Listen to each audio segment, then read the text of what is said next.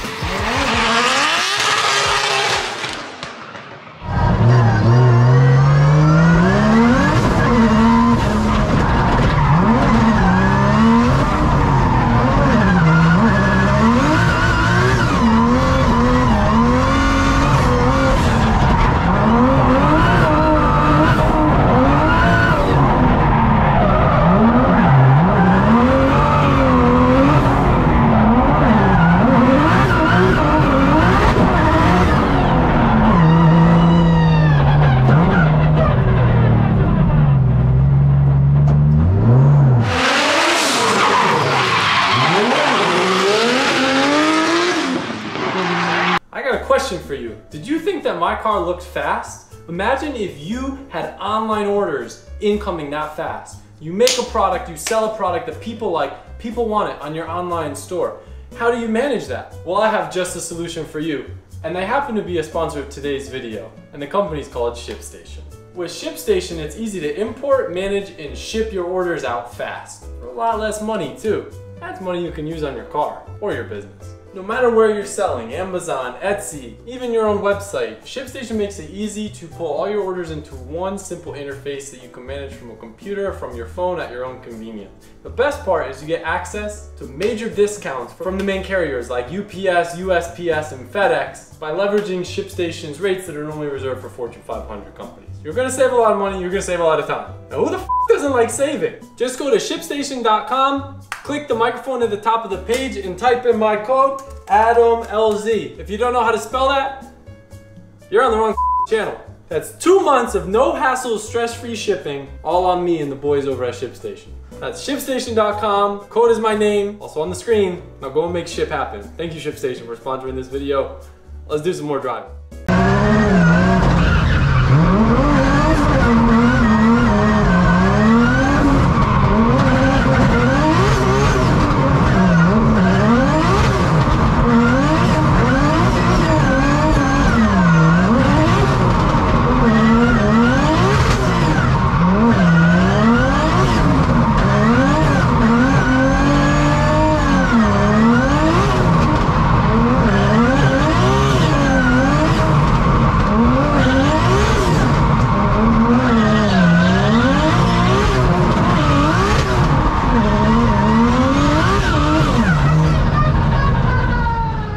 Sounds real good. Just another classic Monday here.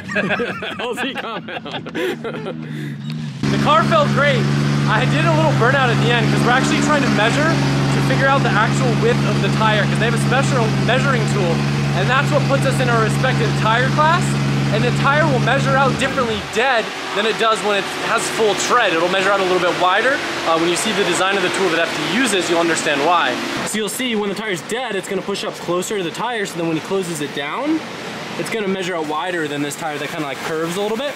So we're measuring out just right over the 300 mark. It's so close that we might be fine at the 300 width weight class, but it's so close that we'll probably have to play safe and assume that it's gonna measure out to 305 in case we go through tech and we have dead tires. Since they put the car through tech after battles, that is why we're measuring with the tires bulb. So what it essentially means is we'll probably have to add something like 50 to 80 pounds of ballast to the car, which can be accomplished with, say, an extra nitrous bottle or an extra battery, so long as they're working, and up to 50 pounds of ballast. So it shouldn't be a problem reaching the weight, but unfortunately we do have to add some weight to the car to err on the safe side in case I do finish a battle with some dead tires. I'll tell you one thing that still amazes me. Having the compound and literally being able to go straight from working on my computer, walk out the door, hopping in the FD car and testing out in my own parking lot, like,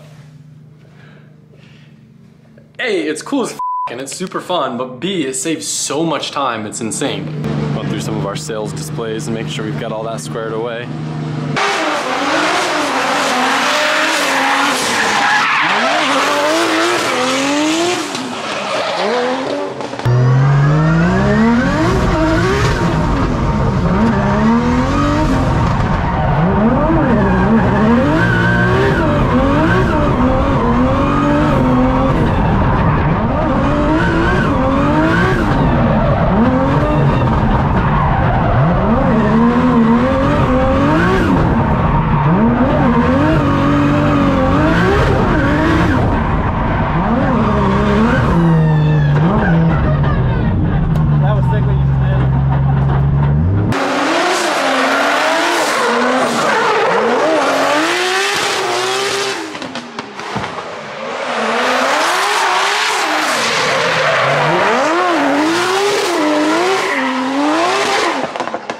This video is going to be jam-packed with a lot. I'm about to show you guys the car now with its fresh paint, talk about the paint booth, and then go into wrapping the car. But before we get into that, I wanted to take a second and talk to you guys a bit about my title sponsor this year in Formula Drift. As a lot of you guys know, Injuku has been my title sponsor for the past 2 years, both in my first year of Pro 2 and in my first year of Pro 1. Injuku took on the project of building my car back when it was just a media fun car, and that gradually turned into me wanting to compete. And I'm incredibly appreciative of them giving me the opportunity to have a car of this caliber, explore my drifting goals, keep pushing myself in drifting, and compete with the best of the best. If you aren't already familiar with Injuku, they are essentially a drift, or I should say import-focused automotive parts sales website. They have a few other drivers that they sponsor, but their bread and butter are the brands and parts that they sell, and they aren't too far away, based over by Claremont, Florida. If you can't tell by the way that I'm talking about this, Injuku will no longer be my title sponsor this year. And I wanted to explain to you guys why. Now, this is actually my decision, and it's because I want to continue expanding my parts offering on LZMFG. Inherently, that will end up being a conflict of interest since I will sell some of the same stuff that Injuku does, and in fact, I already do. Now, mind you, the owner Ken is super cool, and last year when he sponsored me, I had already told him that my 5-year goal is to expand LZMFG and take on more brands that we use and support and sponsor us in videos. And even knowing that, he continued to sponsor me last year and probably would this year too. But it's one of those things,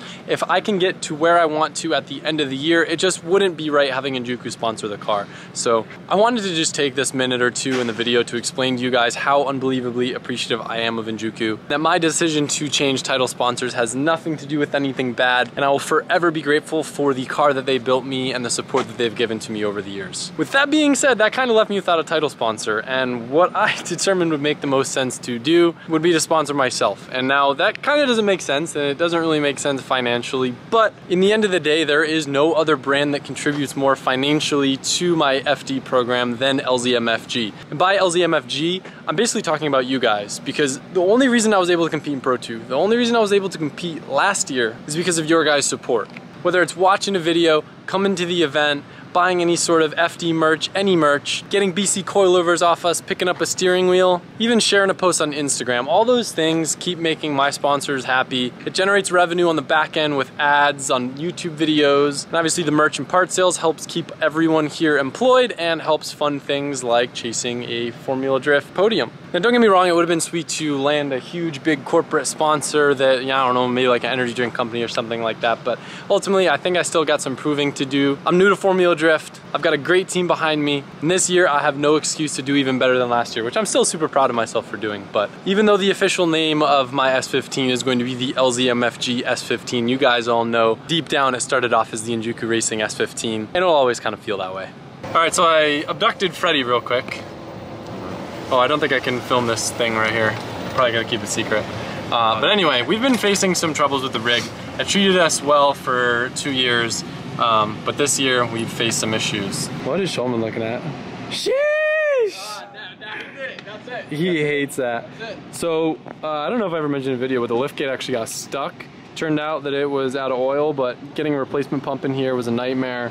Trying to find one. Tell me about the liftgate. The liftgate stopped working randomly. One of us pulled the plug from the side of the trailer and all the wires fell out. Then they were too short to put back, so we extended them. Thought we had them in the correct spot. The liftgate pump still never worked from then. all the brackets for the pump broke, and the pump was just bouncing around in there. And this motherboard thing, the mounting points of that broke as well, so that was bouncing around, and some wires came out in there. Took it to a truck shop. They were unable to fix it, and then we got a hold of someone at Renegade who actually let us borrow one of their pumps. There's a lot of diagnose between Johan and I, and we don't know what we're doing with liftgate pumps.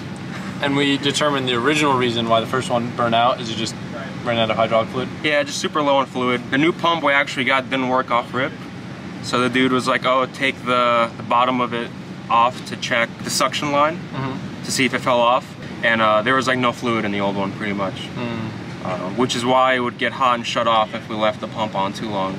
Got it, because that was always a thing. We had to click it off super fast. And then the generator has been burning oil all last year for the front cabin, and man, it just seemed like all the truck stops were kind of trying to screw us over, and they would either not replace things or not know how, or say they could do it and then didn't know how to do it. So essentially Freddie and Mike, engine builder Mike, have been trying to figure out all day a way to get AC in the front cabin, and we were gonna take a generator from my trailer. It's like 12 grand to replace the generator in the front. And what'd you figure out? Well, we were starting to pull the old generator out, and we're like, this is way too much work. There has to be a way to get power from the trailer generator to the front. So I found a cord, I plugged it in unknowingly what will happen. And then we found a battery shut-off switch, and it's a latching style relay. Wasn't working, and then we're like, well, what if the batteries are dead? So we put a jump box on the batteries, hit it, everything clicked on, and now we have power in the front half from the trailer generator. Little things behind the scenes that people don't realize. Having one of these rigs is it's a task. It's a lot more work if you don't know anything about it. I have no clue about this. I haven't even used the lift gate to go up or down with a car on it, just because I feel uncomfortable and Shulman can do it. Yeah. Speaking of behind the scenes, you ready for me, Ray? Just a little bit, yeah. This is Ray. Ray has been busting his ass behind the scenes, getting panels painted, prepped and everything, and he's gonna demonstrate, I wanna say the first use of the booth, but he probably will have a week in that booth. So let's see the man in action, and I wanna hear some thoughts on the booth. Oh, you're showing me how to use my own booth. I didn't even think about going through this door. I also gotta add that Ray and his friends were here cleaning the booth and prepping the booth to get ready for use with all new filters, even cleaned up the windows. It looks so good now. So talk me through what you're doing. So this is called wax and grease remover. And basically what you want to do before you paint anything is you want to make sure everything is very clean. If you have any dirt or any little bit of grease or anything like that, you're going to have paint issues. Paint's very sensitive to grease or any sort of handprints. That's why you have to wear gloves and stuff. So you want to make sure everything's clean, and you should get a clean job like that. Looks so cool in here with the fade on the filters. Did you do that on purpose, or is that just how it turned out? Just happened. Yeah? It's so cool. So overall thoughts on the booth so far? It's pretty great, man. It just makes such a big difference to be able to use one, and everything just comes out so good. It definitely reduces the amount of trash that you get on your paint jobs, and it's just big help. So I made him turn the downdraft off just for filming purposes, but we're gonna click it back on, so audio will probably be junk, but we don't want to get stuff in the paint. Oh my god, it's so hard to open. That means it's working. Yeah.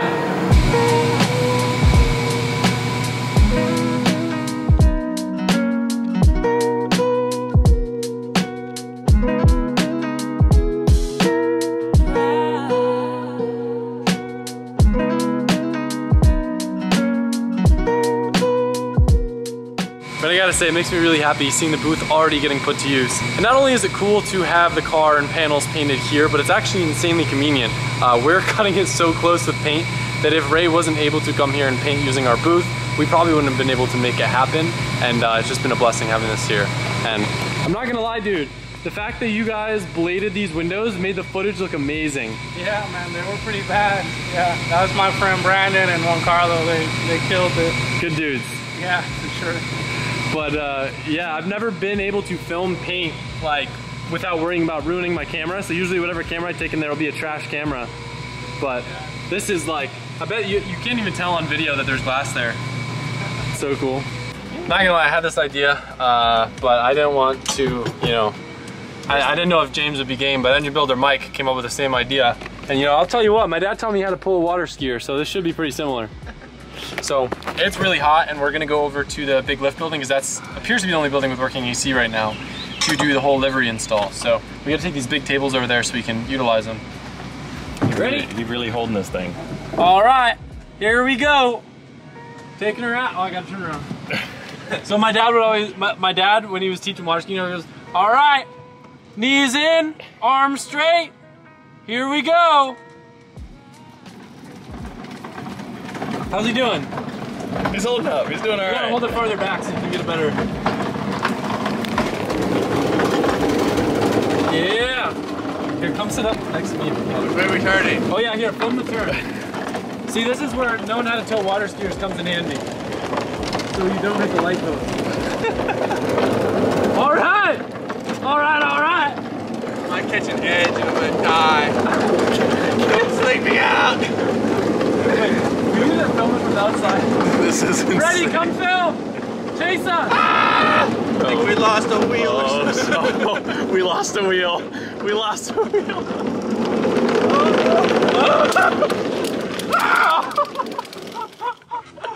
We lost a wheel. He couldn't handle the G's. Oh, jeez. We stuffed this wheel in the dirt too. You fried it, dude.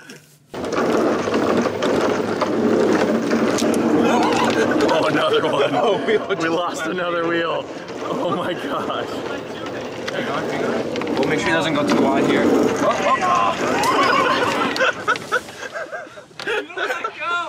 How am I? You thought I pulled you out of there.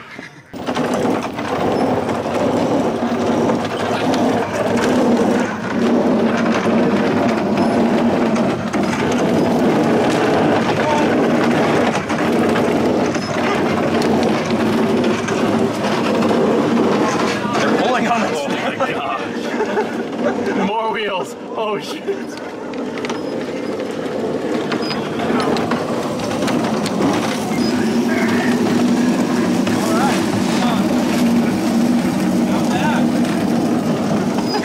Out of that corner. Angle out of this corner. Oh yeah. He's going in the pond. Don't go in the pond.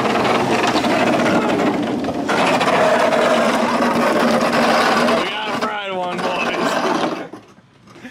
Oh, that one's donezo. Not the concrete! Oh no! Oh wow. Man, they're all donezo. Ah man, was it worth it? That was a lot harder than I thought it was going to be. Was it worth it though? Was it fun at least? Comment below, was it worth us destroying these caster wheels, these very expensive caster wheels? It rolled, you know what just bums me out about it? It rolled so good. Oh, it really did. It was a beautiful table. Now I've ruined it. But, I mean, for the price per caster, it's all about smiles per miles. I like this, man.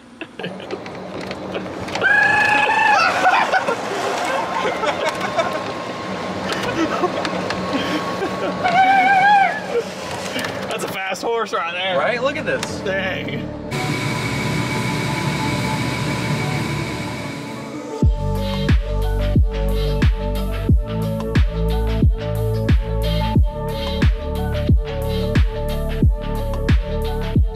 Not only did I give Ray a pain in the job because of the fade, but he actually is having to try to match the fade without having the car in the booth. So, is that what you're studying right now? Yeah, I'm basically cheating off the work. Yeah, definitely makes it a little more challenging because not having the full cars, just kind of have to like try to match what's already there, which makes it a little bit hard to do. But it's coming out. So here's your first sneak peek. He's actually already done one entire kit, so the car is effectively done. Obviously doesn't have a livery yet or anything.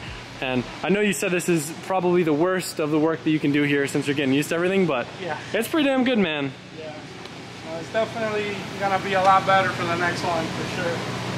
I'm super, super happy with it. Just goes to show too the benefit of having the booth here because of the fact the guys have been able to work on the car while he's pulling off a panel, painting it, putting it on, going back and forth. But it's coming out amazing. I'm so excited. I love that we do paint for the fade rather than wrap. All the stickers and everything that we're gonna be putting on tonight are gonna make this thing look even better. So some of the panels were already painted too, and everything matches really well. The hood and the roof, thankfully, we were able to leave with the old fade job, and yeah, looks so cool. Freddie, get over here. I didn't do anything. Man, I wish Chris was here to put him on the spot instead of you, but This is all Chris's fault. I thought this thing was still on the lift. Oh my God. Stop, sheesh, sheesh, No! sheesh, sheesh, sheesh. Go away. Oh my goodness. My whole fist fits in here. God, you could do a sideways fist almost. Oh my goodness. Can we at least put like some spacers to make the front look better? No, because then it'll rub your firewall. Oh no. But it drives good, so that's all that matters. It's so high. We need to make like a 3-inch thick splitter. Oh my goodness. Christopher.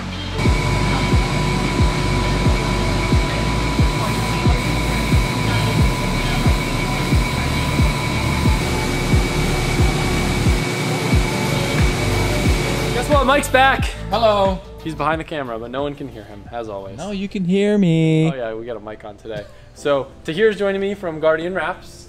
Hello. Hello. You guys remember How are you? If you guys remember Tahir from Wrapping the Chaser, which still looks beautiful to this day, and often people think it's paint. What do we got here?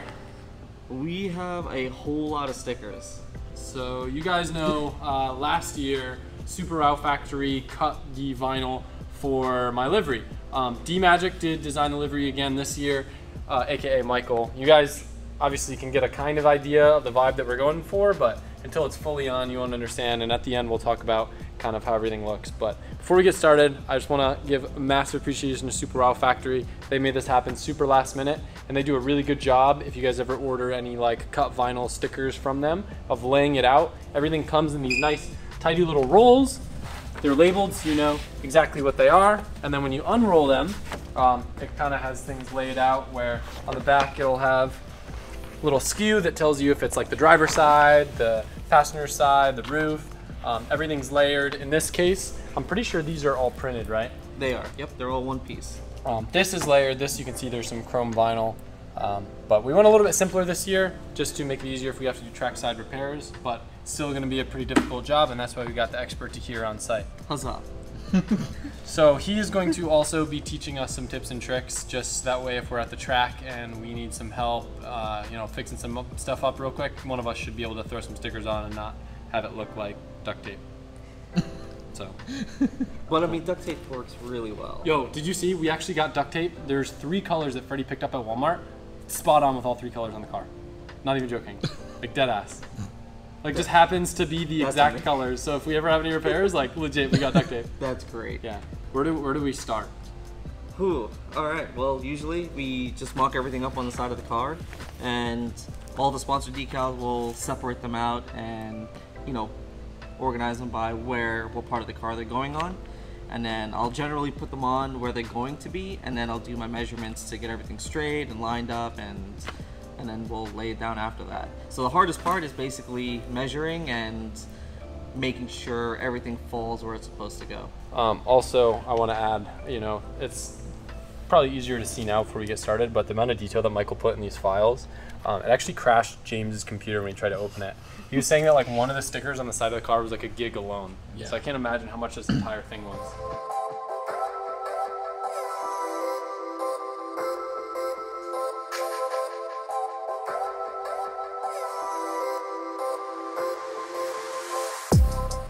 Mike, I hate to interrupt your B-roll, but there's another thing that I thought I should probably mention. Not only is Tahir coming to help, that is a little bit too, he's running up on me like that. It's, did I mention why we're in here? Because it's the only building with working AC? That's why we're in here. But anyway, yeah, I just wanted to mention, not only is Tahir coming here to help, but it's so last minute that it's literally the day before we were leaving. That's just kind of how the cards aligned in regards to the car being done with paint, getting the graphics in Super Wow, and then just kind of the time we ran out of for Atlanta. So I wanted to also add, I'm still insanely appreciative of Daniel from Premium making the wrap happen last time. That was also kind of a last minute show in St. Louis, and I was super appreciative of him flying out. But this worked out great because Tahir's local. We've worked together on the Chaser, and then he was able to make it happen in a short time frame. So I still apparently have a car to pick up from Premium that Colette surprise wrapped me, but we're not gonna be able to go to California probably until after Orlando, which is soon. I don't do that when I have a luggage there.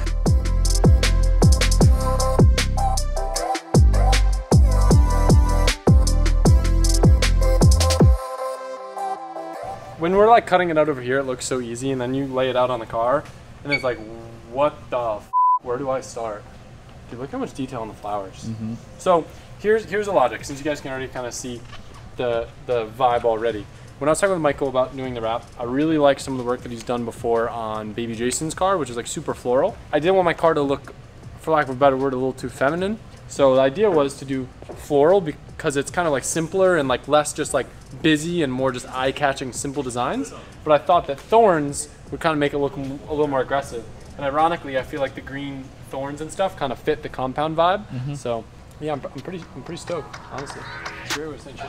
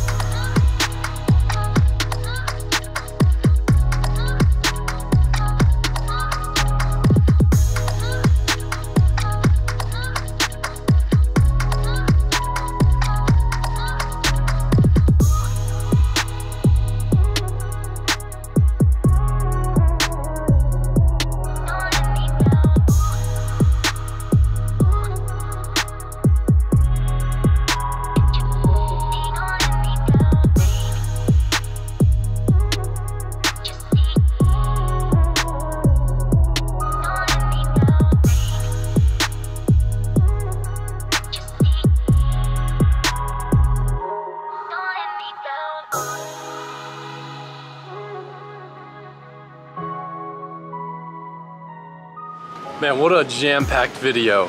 There's definitely been a lot that's gone on. We're almost all locked up and loaded, ready to head to Atlanta. One thing you guys might have noticed in the montage is that we were actually missing the D-Shrek sticker. You guys know D-Shrek has been a long sponsor of me. We actually just had some issues with the stickers, so we wound up printing our own. We're putting those on right now, but chances are by the time this is uploaded, I've already posted the official livery on Instagram with the updated stickers, but I just want to clarify. Big thank you to Ray for making it happen with all the last minute painting.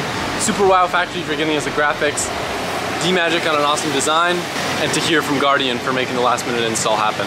We only have black and white vinyl here, but we're gonna overnight some stickers to make the D-Shirks match all the rest. But I just wanted to explain. Overall though, this thing looks fantastic. Hope you guys are stoked on it. And in the next video, you guys can expect the footage that I've been procrastinating editing from the Smoky Mountains. A lot of GoPro footage, a lot of audio I gotta sync, but I'm looking forward to editing it, and I think you guys will like it. Later.